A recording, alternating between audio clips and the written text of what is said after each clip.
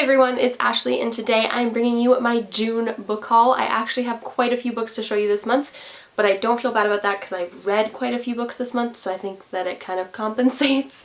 But I'm really excited to show you guys all of these. I also have kind of a diverse different kinds of genres of books this month, so it's exciting. Okay, so first of all, we have Madly by Amy Allward. I actually got this from a coworker who got it from Simon & Schuster as an ARC, but she didn't want to read it, and I was like, yes, please, I will take that from you. Simon & Schuster is actually, I don't really ever get ARC copies from them because I'm not really in contact with them, so I was really excited to get this from my friend.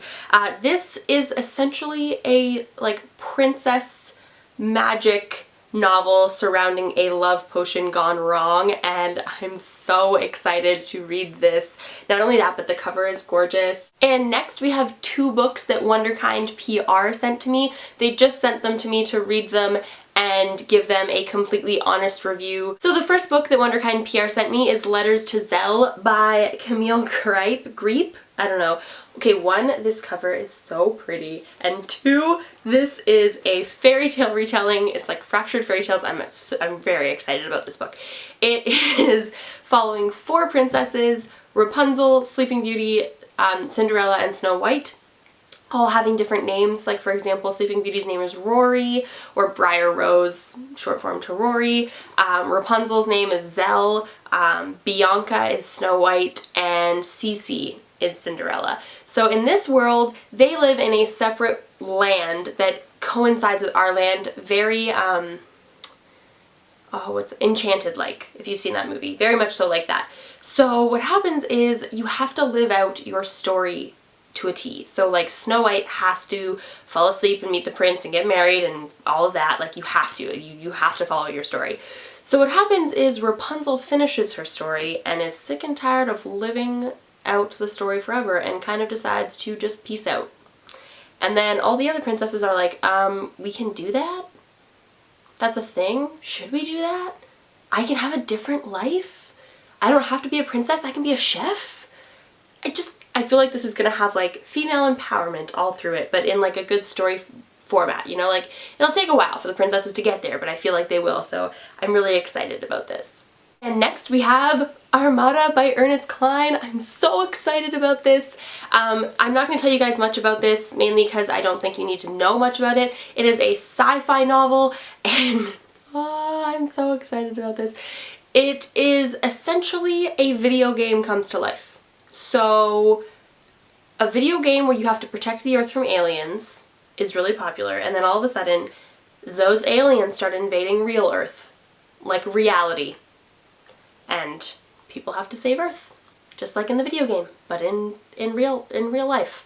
But I feel like there's going to be lots of twists, and I'm not going to tell you more about the plot because I don't want to spoil things for you, and I feel like this book's going to be amazing, and I'm really excited to read it. I actually got it in the mail yesterday, so I hopefully will be reading it very, very soon. Also, I just love this cover. The colors are amazing. The cover is amazing. Just good job, publishing and marketing teams. You have been doing very well recently. Okay, so next we have a few books that Penguin Random House Canada sent to my work that I snatched up. Next we have Mad Miss Mimic by Sarah Henstra. This story follows Leonora in 1872. She has a speech impediment. She stutters really, really bad, but she can mimic anyone else's voice like to a T. So that's all I really know about this book, but that's all I really need to know because it sounds super interesting, and I can only imagine the trouble someone gets in when they can mimic anyone's voice completely perfectly. And next we have Finding Audrey by Sophie Kinsella. This follows a young girl who gets into an accident and develops an anxiety disorder because of it and has to start going to therapy, and it actually follows her meeting someone else who kind of helps her through it. I'm really excited about this book. I think that there should be, I wish that there were more books that followed people who have anxiety and kind of how they got it and how they cope with it, and just to make anxiety seem more like a normal, natural thing, because I still feel like in our day and age, people think that it's like this, like, I don't even like calling it an anxiety disorder, because I don't even think that it's like a disorder. I think it's just like people function differently, and we should try to understand each other better, you know? Anyways, I'm really excited about this. I love Sophie Kinsella. She wrote the Shopaholic series, for those of you who don't know, which I actually haven't completely read. I will soon, I swear. But I do really like Sophie Kinsella. I've read some of her other standalone novels, and I'm excited to read this one. This is her first dive into YA, so we should see what it's like. Next, we have Alive by Scott Sigler. I don't really know anything about this book. It got sent to me at work, and I took it because most of the publishing companies who send me stuff at work know the kind of thing I like to read, and I trust their judgment when they send me books that they know that I'm going to like them. So the only thing I know about this is that it opens with a girl being stuck in a coffin. She wakes up in a coffin, and obviously she's not going to be in the coffin the whole book, obviously, but I'm excited to see kind of what happens with this. Next, I have Saint Anything by Sarah Dessen. I was so excited to finally get this book. Sarah Dessen has been a favorite author of mine for a very long time. I've been reading her books since like the beginning of high school for me, which was actually a long time ago. And this one deals with a lot of family issues, family dynamics, your feeling within a family, meeting a new family, kind of seeing different dynamics within families, and I am really excited about it. I've heard that this is one of her better ones. I haven't read it yet. I really wish I had. I haven't read it yet. I'm gonna get to it super soon, but I'm really, really excited about it. And again, with the amazing covers. Just publishing houses and marketing teams are doing so well for me this month. Speaking of amazing covers, I also got I'll Give You the Sun by Jandy Nelson. This is like one of my favorite covers I think that I own. I love it so much.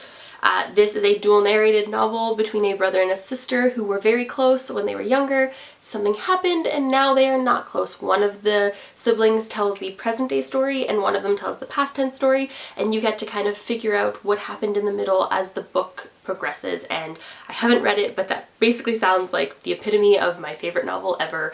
So I'm really, really excited to read it. You guys know how much I love dual narration, so I will definitely be getting to this very, very soon. Next, we have Confess by Colleen Hoover, again with the covers.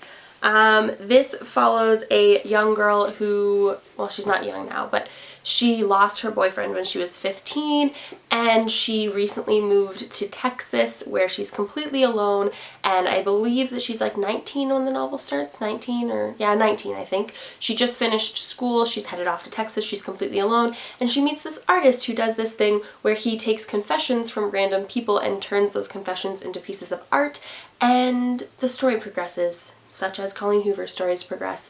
I just find her books compulsively readable. They're not like the best things in the world. They're not like literary novels. They're not life-changing, but they're super compulsively readable, very easy to read, and like fun to read. So next we have two novels that I got at a used bookstore downtown Toronto, and they're both Nick Hornby novels. The first one is A Long Way Down, which I was told to get by a lot of people on Instagram and Twitter and just places, because I was saying I wanted to read a Nick Hornby book and everyone was like, I loved this, I gave it 5 out of 5, read it. So I picked this one up, and I also picked up How to Be Good because it was $1. It was $1. So I picked up both. I haven't read either one. I'm very, very excited to read them. I have no idea what this book is about other than that it is a Nick Hornby book, so I can't really tell you anything about it, but again, the Goodreads description will be in the description box down below. However, I do know what A Long Way Down is about. It is about a group of people on New Year's Eve who all go to the same place to jump off of a building and complete suicide, sorry. They want to jump off a building and complete suicide. And it's kind of about all of them telling their stories and how they got there, and I hope helping each other through it. I have no idea, but I've heard that it's amazing, so I'm really, really excited to get to it. Next, we have We'll Always Have Summer by Jenny Han. I started reading this series this month and I had the first 2 books already, but I didn't own the third one, so I went out and grabbed it to read it. This series follows a girl named Belly who goes to a summer house every summer with her mom's best friend's family, and she has always been in love with one of the brothers. So like her mom's best friend has 2 sons, and she has always been in love with one of them, and the other one has always been her best friend. And this is about, like, the series is about the summer that the summer that she grew up and grew into herself and kind of became, I mean, it's called The Summer I Turned Pretty, but I feel like it's bad representation to say that she turned pretty over the year, but like, she grew up and all of a sudden the boys start noticing her, and a love triangle-y thing kind of ensues. But I really liked the series because it does a lot of character development and kind of like, it touches on the way girls feel at 15, you know? Speaking of Jenny Han, I also got P.S. I Still Love You by Jenny Han, which is the sequel to All the Boys I've Loved Before. I can't really tell you about this book, but I can tell you about the first book, just in case you haven't read it. It is about a girl named Laura Jean who does this thing where she writes letters to boys that she previously loved, seals them in an envelope, and hides them in a hat box. It's her way of coping with getting over a boy. So she does the letter and then all of a sudden she stops thinking about him. It's just kind of like the way that her mind works. And the book is about what happens when all those letters get sent to those boys and she has to deal with the repercussions of that. And bear in mind that the book is, I think she's in like grade 11 in the book, and she's been writing these letters since like grade 7, so like some of these boys get these letters that she wrote when she was like 11. Clearly she's not the same person, but yeah, it's really good, really compelling, really cute, and if you haven't tried it, I would highly recommend it. And last but not least, we have Kissing in America by Margot Rabb. This is by far, I think, my favorite cover of this whole book haul. It is so pretty. I love it so much. I'm not gonna lie, this was definitely a cover buy. I actually read it this month. You will hear more of my thoughts in my wrap-up. I'm not gonna tell you much about it now, but it's about a girl whose father passed away a year before the book starts, and she became obsessed with romance novels after her dad passed away because, in her words, not mine, when you pick up a romance novel, you know it's gonna end well, so she just really liked that security, and it's about what happens when she meets a boy who she kind of falls for and then he moves away. What do you do?